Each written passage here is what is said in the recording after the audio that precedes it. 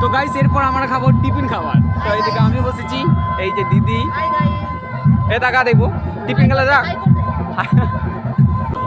তো কি কি দিয়েছে তোমরা একটু দেখে নাও। দেখছো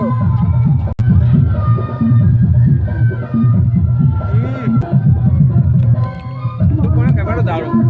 আর তারপরে আমরা খাবার খেতে বসে পড়েছি। আর এইদিকে সব কিছু নিরামিষ ছিল বৌদিদের বাড়িতে। তো এইদিকে প্রথমে দিয়েছিল ভেজিটেবিল, তারপরে দিয়েছিল ছোলার ডাল আর একটা করে নান, দুটো করে দিয়েছিল, আমি একটা নিয়েছিলাম। তো এইদিকে খাচ্ছিলাম আর খাবারগুলো অনেক সুন্দর হয়েছে কিন্তু ঠান্ডা হয়ে গেছিলো।